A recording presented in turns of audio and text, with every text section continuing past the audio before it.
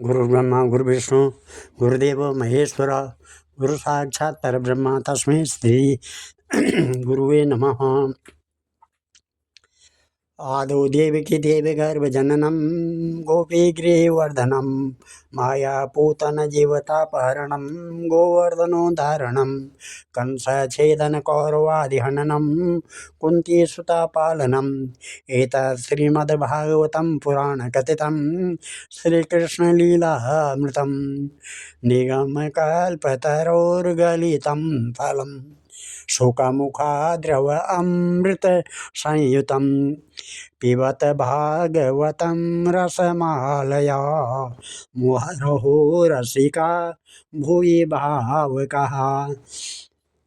भगवान श्री कृष्णचंद्र नारायण जी के चरण कमलों में नमस्कार प्रणाम करके गुरु श्री वेद व्यास जी, गुरु श्री भादवाश्रम जी, गुरु श्री आदि गुरु शंकराचार्य जी, गुरु श्री नारद जी, गुरु श्री सुखदेव जी, गुरु श्री सुध जी के चरण कमलों में नतमस्तक होकर के मैं ये श्रीमद् भागवत के एकादश स्कंद का 23वां अध्याय पढ़ने जा रहा हूँ, जिसमें आज का प्रसंग है तितिक्षु ब्राह्मण का इतिहास। बादरायणी उवाच स एवं महासंसितम् उद्धवेन भागवतमुख्येन दासारमुख्य सभाजयन्नृत्यवचो मुकुन्द स्तमाववासे श्रवणीय वीर्य। श्री सुखदेव जी कहते हैं, इधर से कथा श्री सुखदेव जी राजा परीक्षित को इसी कथा में कहते हैं कि वास्तव में भगवान की लीला कथा ये श्रवण करने योग्य है। वे ही प्रेम और मुक्ति के दाता हैं। जब उनके परम प्रेमी भक्त उद्धव जी ने इस प्रकार प्रार्थना की, तब यदुवंश विभूषण श्री भगवान ने उनके प्रश्न की प्रशंसा करके उनसे इस प्रकार कहा। श्री भगवान उवाच बाह्यस्पत्य सवेनात्र साधुर्वे दुर्जने ऋते दुरुक्ते भिन्नमात्मानां समादातुम् ईश्वर न तथा तप्यते विद्वा पुमान बाणे सुमर्मगे यथा तु दन्तिमर्मस्तं हर्षदं परशेषवा कथयन्ति महत्पुण्यम् इतिहासम् इदोद्धव तमहं वर्णयिष्यामि निबोध सुषमा यथा केनचित् भिक्षुणां गीतं परिभूतेन दुर्जने स्मरता धृतयुक्तेन विपाकं निजकर्मणाम् अवन्त्यसु द्विज कश्चित् दासी दाढ्या तमाश्रया वार्तावृत्ति कदर्यस्तु कामी लुब्धोऽतिकोपन ज्ञातयो तिथयस्तस्य वाङ्मात्रेणापि नार्चिता शून्यवसत आत्मापि काले कामेरनर्चिता दुःशीलस्य कदर्यस्य दुयन्ते पुत्रबान्धवा दारा दुहितरो भृत्या विषण्णा नाचरन् प्रियं तस्यैवं यक्ष वित्तस्य च्युतस्यो भयलोकता धर्मकामविहीनस्य चुक्रुधु पंचभागिनः तद्वद्यानविस्त्रस्त पुण्यस्कन्धस्य भूरिधा अर्थोऽप्य गच्छ निधनं बहुवायास परिश्रमम् ज्ञातो जगृहु किंचिदस्य उद्धव दैवता कालतो किंचित ब्रह्मबंधो निपार्थिवात्। भगवान श्री कृष्ण ने कहा, देवगुरु बृहस्पति के शिष्य उद्धव जी, इस संसार में प्रायः ऐसे संत पुरुष नहीं मिलते जो दुर्जनों की कटुवाणी से बिंधे हुए अपने हृदय को संभाल सके। मनुष्य का हृदय मर्म भेदी बाणों से बिंधने पर भी उतनी पीड़ा का अनुभव नहीं करता जितनी पीड़ा उसे दुष्ट जनों के मर्मांतक एवं कठोर बाग बाण पहुँचाते हैं। उद्धव जी, इस विषय में महात्मा लोग एक बड़ा पवित्र प्राचीन इतिहास कहा करते हैं। मैं वही तुम्हें सुनाऊंगा, तुम मन लगाकर उसे सुनो। एक भिक्षुक को दुष्टों ने बहुत सताया था।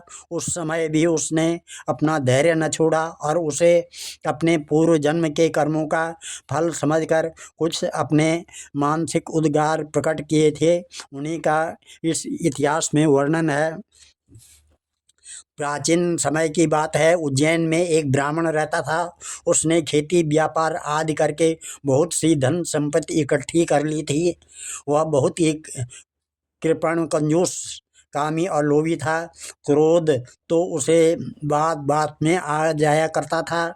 उसने अपने जाति बंधु और अतिथियों को कभी मीठी बात से भी प्रसन्न नहीं किया। खिलाने पिलाने की तो बात ही क्या है। वह धर्म कर्म से रीते घर में रहता और स्वयं भी अपनी धन संपत्ति के द्वारा समय पर अपने शरीर को भी सुखी नहीं करता था। उसकी कृपणता और बुरे स्वभाव कारण उसके बेटे बेटी, भाई बंधु, नौकर चाकर और पत्नी आदि सभी दुखी रहते और मन ही मन उसका अनिष्ट चिंतन किया करते थे। कोई भी उसके मन को प्रिय लगने वाला व्यवहार नहीं करता था। वह लोक परलोक दोनों से ही गिर गया था। बस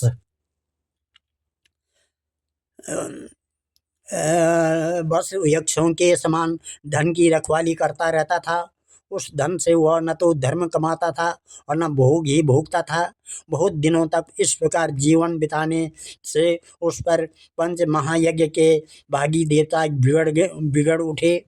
उदार उद्धव जी पंच महायज्ञ के भागियों के तिरस्कार से उसके पूर्व पुण्यों का सहारा, जिसके बल से अब तक धन टिका हुआ था, जाता रहा और जिसे उसने बड़े उद्योग और परिश्रम से इकट्ठा किया था, वह धन उसकी आंखों के सामने ही नष्ट भ्रष्ट हो गया।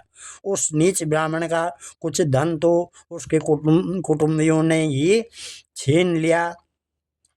कुछ चोर चुरा ले गए, कुछ आग लग जाने आदि दैवी कोप से नष्ट हो गया, कुछ समय के फेर से मारा गया, कुछ साधारण मनुष्यों ने ले लिया, कुछ बचा खुचा कर और दंड के रूप में शासकों ने हड़प लिया।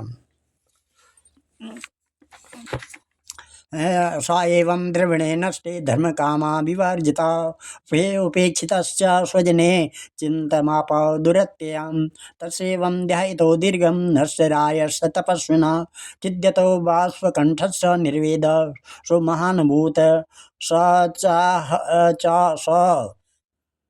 हेदमहो कष्टं वृथात्मा मे अनुतापिता न धर्मस्य न कामाय ईर्ष्यार्थायासई दिशा प्रायणार्थं कदर्याणां न सुखाय कदाचन यः चात्मनं प्रतापाय मृतस्य नरकाय च यशो यशस्विनां शुद्धं श्लाघ्याय गुणिनां गुणा लोभ स्वल्प पितोतान हन्ति चित्रूप विवक्षिताम् अर्थस साधने सिद्धे उत्कर्षे रक्षणे वे न सोपभोग आयासा न चिंता ब्रह्मो नृणां स्थेयं हिंसा नृतं दम्भ काम क्रोध स्मयो मद वेदो वैरम विश्वास संस्पर्धा व्यसनानि च एते पंचदशानर्था ह्यर्थमूलमतानां तस्मादनर्थमर्माख्यं श्रेयो अर्थी दुरस्त्यजेत विद्यन्ते भ्रातरोदारा पितरः सुहृदस्तथा एकस्त्रिग्धा कृणना सद्य सर्वैरया कृताः अर्थेनाल्पपियसाह्यति सरब्दादितमन्यवा त्यजन्त्यासो स्पृधो ग्रन्थि सहसोत्सृज्य सौहृदं लब्धा जन्मा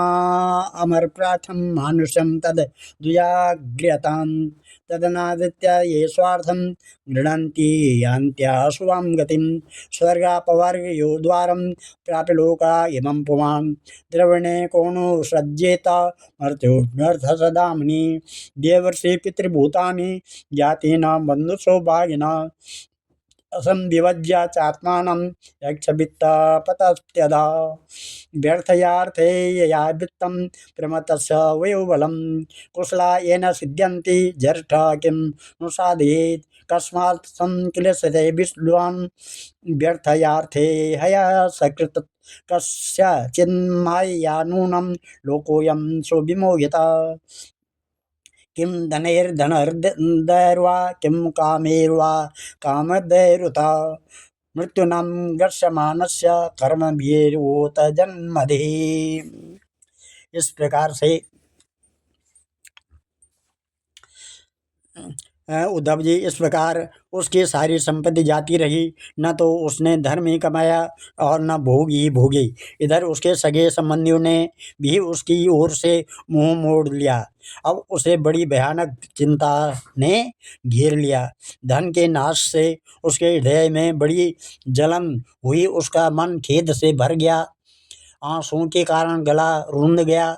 परंतु इस तरह चिंता करते करते ही उसके मन में संसार के प्रति महान दुख, बुद्धि और उत्कट वैराग्य का उदय हो गया। अब वह ब्राह्मण मन ही मन कहने लगा, हाय हाय, बड़े खेद की बात है, मैंने इतने दिनों तक अपने को व्यर्थ ही इस प्रकार सताया। जिस धन के लिए मैंने सर तोड़ परिश्रम किया, वह न तो धर्म कर्म में लगा और न मेरे सुख भोग के ही काम आया। प्रायः देखा जाता है कि कृपण कंजूस पुरुषों को धन से कभी सुख नहीं मिलता है। इस लोक में तो वे धन कमाने और रक्षा की चिंता से जलते रहते हैं और मरने पर धर्म न करने के कारण नरक में जाते हैं। जैसे थोड़ा सा भी कोढ़ सर्वांग सुंदर स्वरूप को बिगाड़ देता है, वैसे ही तनिक सा भी लोभ यशस्वियों के शुद्ध यश और गुणों के प्रशंसनीय गुणों पर पानी फेर देता है। धन कमा लेने पर उसको बढ़ाने, रखने एवं खर्च करने में तथा उसके नाश और उपभोग में जहाँ दुख हो देखो वहीं निरंतर परिश्रम, भय, चिंता और भ्रम का ही सामना करना पड़ता है। चोरी, हिंसा, झूठ बोलना, दम्भ, काम, क्रोध, गर्व, अहंकार, भेद बुद्धि, बैर, अविश्वास, स्पर्धा, लंपटता, जुआ और शराब, ये 15 अनर्थ मनुष्यों में धन के कारण ही माने जाते हैं।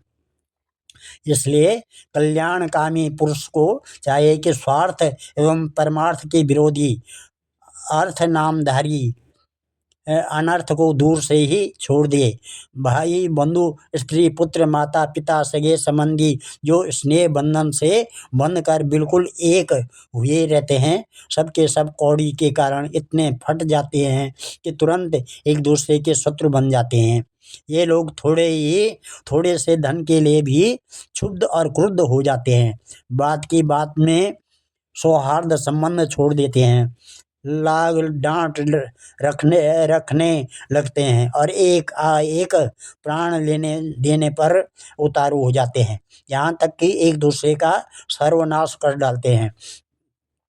देवताओं के भी प्रार्थनीय मनुष्य जन्म को और उसमें भी श्रेष्ठ ब्राह्मण शरीर प्राप्त करके जो उसका अनादर करते हैं और अपने सच्चे स्वार्थ परमार्थ का नाश करते हैं, वे अशुभ गति को प्राप्त होते हैं। यह मनुष्य शरीर मोक्ष और स्वर्ग का द्वार है। इसको पाकर भी ऐसा कौन बुद्धिमान मनुष्य है जो अनर्थों के धन के चक्कर में फंसा रहे। जो मनुष्य, देवता, ऋषि, पितर, प्राणी, जाति भाई, कुटुंबी और उनके दूसरे भागीदारों को उनका भाग देकर संतुष्ट नहीं रखता और न स्वयं ही उसका उपभोग करता है, वह यक्ष के समान धन की रखवाली करने वाला कंजूस तो अवश्य ही अधोगति को प्राप्त होता है। मैं अपने कर्तव्य से च्युत हो गया हूँ। मैंने प्रमाद में अपनी आयु, धन और बल पौरुष खो दिए। विवेक के लोग जिन साधनों से मोक्ष तक प्राप्त कर लेते हैं, उन्हीं को मैंने धन इकट्ठा करने की व्यर्थ चेष्टा में खो दिया। अब बुढ़ापे में मैं कौन सा साधन करूँगा। मुझे मालूम नहीं होता कि बड़े बड़े विद्वान भी धन की व्यर्थ तृष्णा से निरंतर क्यों दुखी रहते हैं। हो न हो, अवश्य ही यह संसार किसी की माया से अत्यंत मोहित हो रहा है। यह मनुष्य शरीर काल के विकराल गाल में पड़ा हुआ है। इसको धन से धन देने वाले देवताओं और लोगों से, भोग वासनाओं और उनको पूर्ण करने वालों से तथा पुनः पुनः जन्म मृत्यु के चक्कर में डालने वाले सकाम कर्मों से लाभ ही क्या है। नूनं मे भगवान् तुष्टः सर्वदेवमयो हरि येन नीतो दशामेतं निर्वेश्चात्मनं प्लव सोऽहं कालवशेषेण शोषयिष्याम्यहमात्मनः अप्रमत्तो अखिलस्वार्थे यदि स्यात् सिद्धात्मनि तत्र मामानुमोद्रेण देवस्त्रिभुवनेश्वरा मुहुर्मूर्तेन ब्रह्मलोकं खड्वांगा समसादयत्।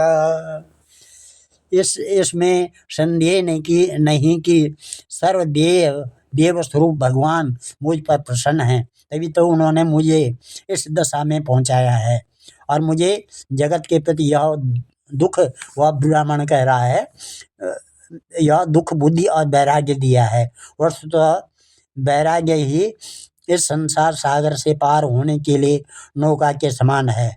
मैं अब ऐसी अवस्था में पहुंच गया हूँ, यदि मेरी आयु शेष हो तो मैं आत्म लाभ से ही संतुष्ट रहकर अपने परमार्थ के संबंध में सावधान हो जाऊंगा और अब जो समय बचा रहा उसमें अपने शरीर को तपस्या के द्वारा सुखा डालूंगा। तीनों लोकों के स्वामी देवगण मेरे इस संकल्प का अनुमोदन करें। अभी निराश होने की कोई बात नहीं है, क्योंकि राजा खरवांग ने तो 2 घड़ी में ही भगवत धाम की प्राप्ति कर दी थी। श्री भगवान उवाच। श्री भगवान कहते हैं, इत्याभिप्रेत्य मनसा यावन्तो द्विजसत्तम उन्मूल्य हृदय ग्रंथीन् शांतो वीक्षुरमुन्मुनि।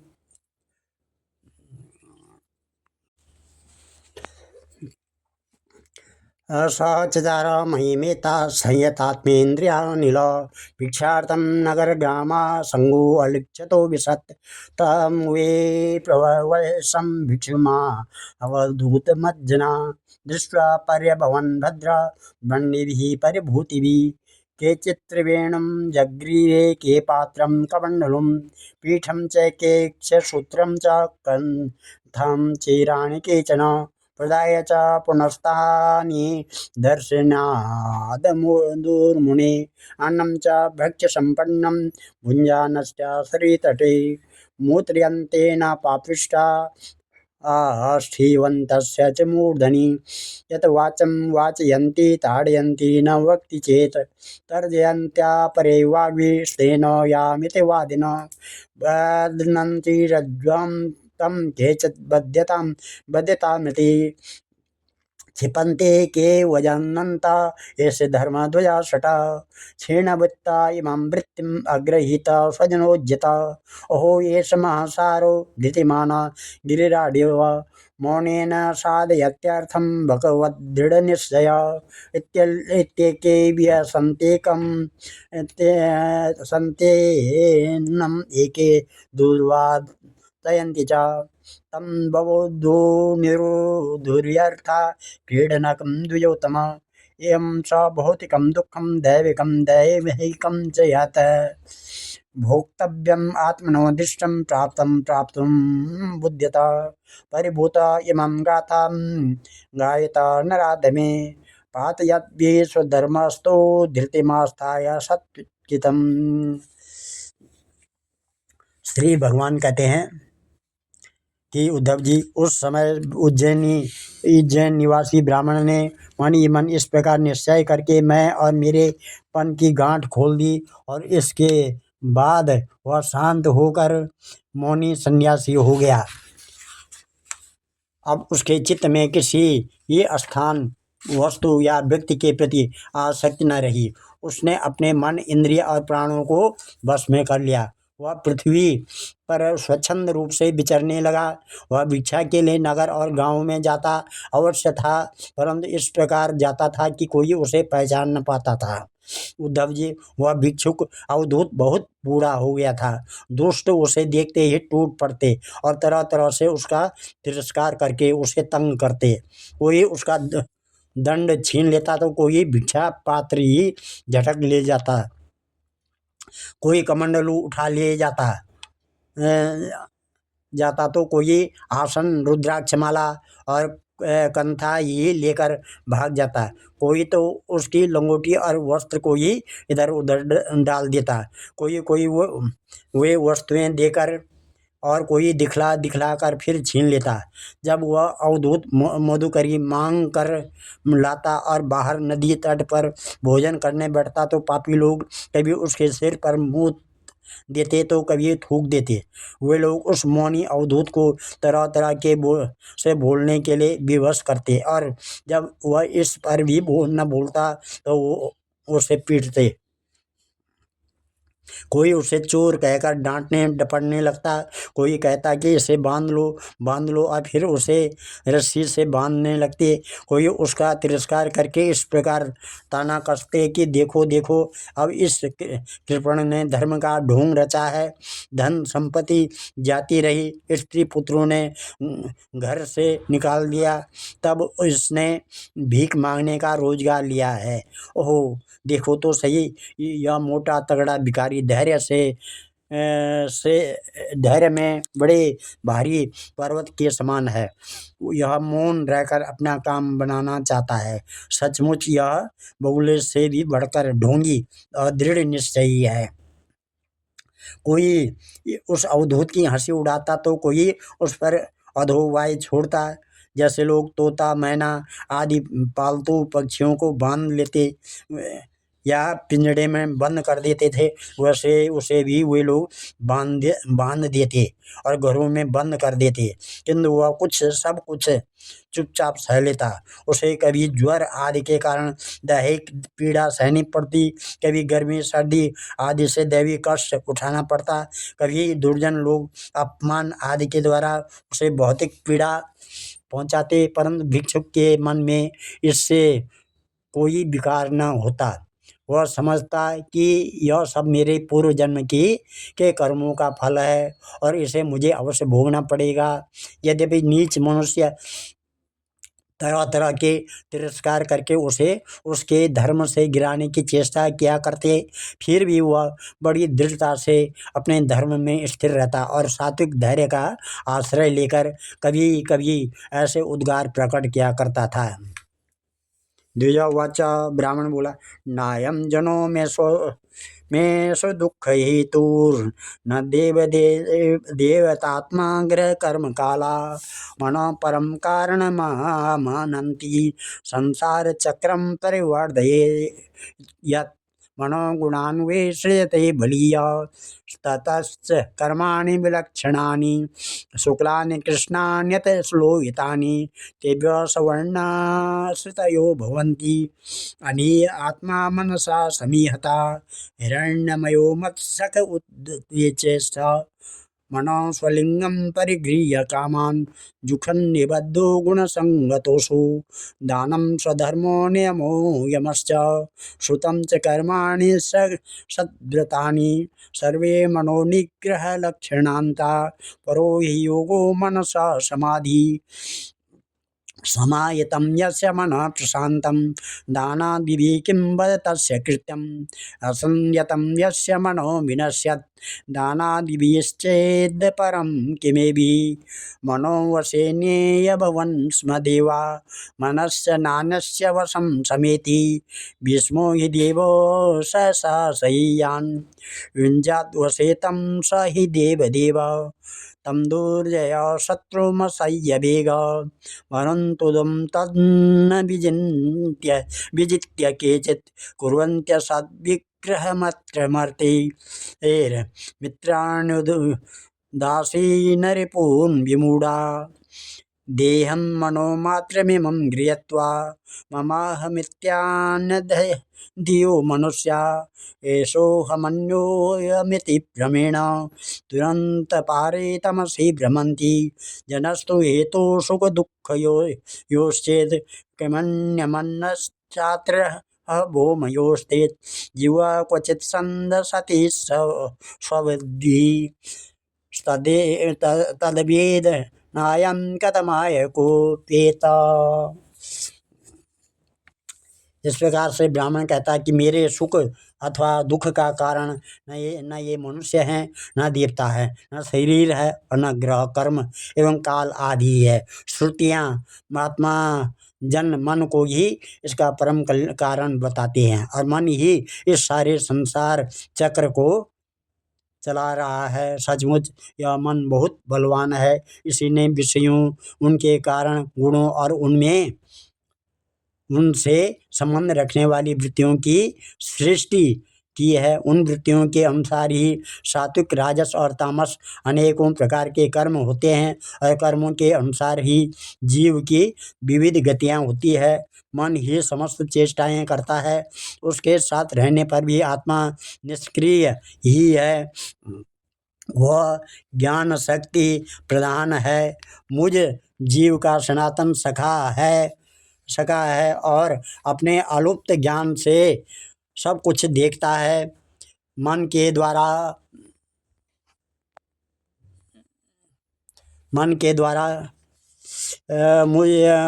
मन ही समस्त चेष्टाएं करता है। उसके साथ रहने पर भी आत्मा निष्क्रिय है। वह ज्ञान शक्ति है, मुझ जीव का सनातन सखा है और अपने अलुप्त ज्ञान से सब कुछ देखता रहता है। मन के द्वारा ही उसकी अभिव्यक्ति होती है। जब वह मन को स्वीकार करके उसके द्वारा विषयों का भोक्ता बन बैठता है, तब कर्मों के साथ आसक्त होने के कारण वह उनसे बंध जाता है। दान, अपने धर्म का पालन, नियम, यम, वेद अध्ययन, सत्कर्म और ब्रह्मचार्य आदि श्रेष्ठ व्रत, इन सब का अंतिम फल यही है कि मन एकाग्र हो जाए, भगवान में लग जाए। मन का समाहित हो जाना ये परम योग है। जिसका मन शांत और समाहित है उसे दान आदि समस्त सत्कर्मों का फल प्राप्त हो चुका है। अब उनसे कुछ लेना बाकी नहीं है। और जिसका मन चंचल है अथवा आलस्य से अभिभूत हो रहा है, उसका इन दानादि शुभ कर्मों से अब तक कोई लाभ नहीं हुआ है। सभी इंद्रियां मन के बस में हैं। मन किसी भी इंद्रिय के बस में नहीं है। यह मन बलवान से भी बलवान अत्यंत भयंकर देव है। जो इसको अपने बस में कर लेता है वही देव इंद्रियों का विजेता है। सचमुच मन बहुत बड़ा शत्रु है। इसका आक्रमण असह्य है। यह बाहरी शरीर को ही नहीं, हृदय आदि मर्म स्थानों को भी भेदता रहता है। इसे जीतना बहुत ही कठिन है। मनुष्यों को चाहिए कि सबसे पहले इसी शत्रु पर विजय प्राप्त करें, परंतु होता है यह कि मूर्ख लोग इसे तो जीतने का प्रयत्न करते नहीं, दूसरे मनुष्यों से झूठ मूठ झगड़ा बखेड़ा करते रहते हैं और इस जगत के लोगों को यही मित्र शत्रु उदासीन बना लेते हैं। साधारणतः मनुष्यों की बुद्धि अंधी हो रही है, तभी तो वे इस मन कल्पित शरीर को मैं और मेरा मान बैठते हैं और फिर इस भ्रम से ये फंदे में फंस जाते हैं कि यह मैं हूँ, यह दूसरा। इसका परिणाम यह होता कि वे इस अनंत अज्ञान अंधकार में ही भटकते रहते हैं। यदि मान लें कि मनुष्य ही सुख दुख का कारण है, तो भी उनसे आत्मा का क्या संबंध है? क्योंकि सुख दुख पहुंचाने वाला भी मिट्टी का शरीर है और भोगने वाला भी कभी भोजन आदि के समय यदि अपने दांतों से ही अपनी जीभ कट जाए और उससे पीड़ा होने लगे तो मनुष्य किस पर क्रोध करेगा। दुःखस्य हेतुर्यदि देवतासु किमत्यमन्यस्तत्र विकार्योस्तत् यदङ्गमङ्गेन निहन्ते क्वचित् उद्यते कस्मै पुरुषः स्वदेहे आत्मा यदि स्यात् सुदुःखहेतु किमन्यस्तत्र निःस्वभावः यात्मनो यदि तन्मृषा स्यात् उद्येत कस्मान् सुखं न दुःखं ग्रहानिमित्तं सुखदुःखस्येता किमात्मनो यस्य जनस्य ते वे ग्रहे ग्रहस्येव वदन्ति पीडाम् उद्येत कस्मै पुरुषस्ततोऽन्ये कर्मासु हेतुषु सुखदुःखचेता किमात्मनस्तद्विजडा जडत्वे देहस्वस्त्वचित् पुरुषोऽयं सुपर्णां क्रुध्येत कस्मै नहि कर्ममूलं कालस्व एतत् सुखदुःखयोश्चेत् किमात्मनस्तत्र तदात्मकोशो नार्गृह्यतापो न हिमस्य तत्स्यात् क्रुध्येत कस्मै न परस्य द्वन्द्वं न केनचित् क्वापि कथञ्चनास्य द्वन्द्वोपराग परतः परस्य यथा हमंसंसितरूपिण स्यात् देवं प्रबुद्धो न बिभेति भूते एतं स आस्थाय परात्मनिष्ठा मध्याश्रितं पूर्वतमे महर्षि अहं तरिष्यामि दुरन्तपारं तमो मुकुन्दान्निसेवैव। इस प्रकार से यदि ऐसा मान ले कि देवता ही दुख के कारण हैं तो भी इस दुख से आत्मा की क्या हानि, क्योंकि यदि दुख के कारण देवता हैं तो इंद्रिय अभिमानी देवताओं के रूप में उनके भोक्ता भी तो वे ही हैं और देवता सभी शरीरों में एक हैं। जो देवता एक शरीर में हैं वही दूसरे में भी हैं। ऐसी दशा में यदि अपने ही शरीर के किसी एक अंग से दूसरे अंग को चोट लग जाए तो भला किस पर क्रोध किया जाएगा। यदि ऐसा माने कि आत्मा ही सुख दुख का कारण है तो वह तो अपना आप ही है, कोई दूसरा नहीं, क्योंकि आत्मा से भिन्न कुछ और ही है नहीं। यदि दूसरा कुछ प्रतीत होता है तो वह मिथ्या है, इसलिए न सुख है न दुख। फिर क्रोध कैसा? क्रोध का निमित्त ही क्या? यदि ग्रहों को सुख दुख का निमित्त माने तो उनसे भी अजन्मा आत्मा की क्या हानि। उनका प्रभाव भी जन्म मृत्युशील शरीर पर ही होता है। ग्रहों की पीड़ा तो उनका प्रभाव ग्रहण करने वाले शरीर को ही होती है और आत्मा उन ग्रहों और शरीरों से सर्वथा परे है। तब भला वह किस पर क्रोध करे? यदि कर्मों को ही सुख दुख का कारण माने तो उनसे आत्मा का क्या प्रयोजन, क्योंकि वे तो एक पदार्थ के जड़ और चेतन उभय रूप होने पर ही हो सकते हैं। जो वस्तु विकार युक्त और अपना हिताहित जानने वाली होती हैं उसी से कर्म ही हो सकते हैं।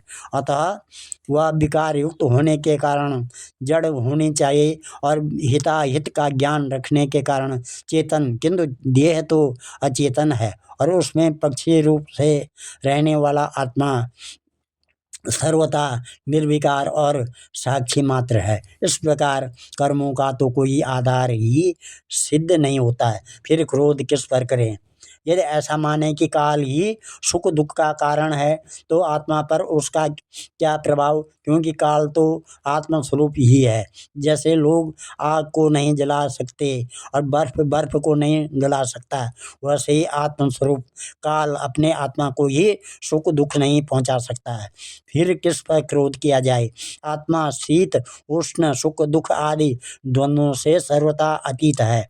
आत्मा प्रकृति के स्वरूप धर्म कार्य लेस संबंध और गंध से भी रहित है। उसे कभी कहीं किसी के द्वारा किसी भी प्रकार से द्वंद्व का स्पर्श ही नहीं होता है। वह तो जन्म मृत्यु के चक्र में भटकने वाले अहंकार को ही होता है। जो इस बात को जान लेता है वह फिर किसी भी भय के निमित्त से भयभीत नहीं होता है। बड़े बड़े प्राचीन ऋषि मुनियों ने इस परमात्म निष्ठा का आश्रय ग्रहण किया है। मैं भी इसी का आश्रय ग्रहण करूँगा और मुक्ति तथा प्रेम के दाता भगवान के चरण कमलों की सेवा के द्वारा ही इस दुरंत अज्ञान सागर को अनायास ही पार कर लूँगा। श्री भगवान कहते हैं, निर्वद्यनस्य द्रविणो गतक्लमा प्रभज्य गां पर्यटमान इत्थं निराकृतो असादभिरप्य स्वधर्मा कंपितो मुनिरा गाथम। सुख दुख प्रदो नान्य पुरुषात्म विभ्रम वित्रोदासीर्न पिब संसार तमसा कृता तस्मा सर्वात्मना तात निग्रहण मनोद्या मया वैशेतया युक्त एतवान योग संग्रह या एतां भिक्षुणां गीतां ब्रह्मनिष्ठं समायता अध्यायात् श्रवयात् शृण्वन् द्वन्द्वैर्नैवाभिभूयते। श्री भगवान श्री कृष्ण भगवान कहते हैं, ये उद्धव जी, उस ब्राह्मण का धन क्या नष्ट हुआ, उसका सारा क्लेश ही दूर हो गया। अब वह संसार से विरक्त हो गया था और संन्यास लेकर पृथ्वी में स्वच्छंद विचरने लगा। यद्यपि दुष्टों ने उसे बहुत सताया, फिर भी वह अपने धर्म में अटल रहा, तनिक भी विचलित न हुआ। उस समय वहाँ मौनी अवधूत मन ही मन इस प्रकार का गीत गाया करता था। उद्धव जी, इस संसार में मनुष्य को कोई दूसरा सुख या दुख नहीं देता, यह तो उसके चित्त का भ्रम मात्र है।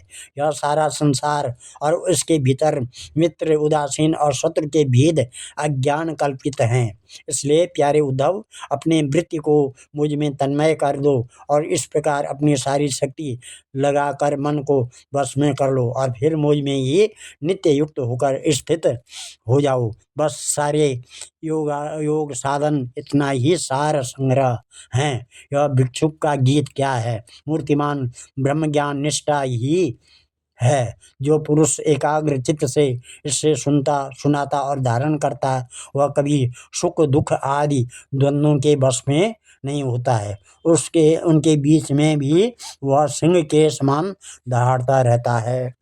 आज इस अध्याय को यहाँ पर समाप्त कर और कथा को यहाँ पर विराम दे करके कल 24वां अध्याय शुरू करेंगे, जिसका शीर्षक है सांख्य योग पर विवेचन होगा। ध्येयं सदा परिभवग्नमविष्टदोहं तीर्थात् पदं शिववीरञ्चनुतं शरणं धृत्यातिहं प्रणतपालभवाब्धिपूतं वन्दे महापुरुषते चरणारविन्दं। सर्वे भवन्तु सुखिनः, सर्वे सन्तु निरामया, सर्वे भद्राणि पश्यन्तु, मा कश्चित् दुःखभाग् भवेत्। धन्यवाद।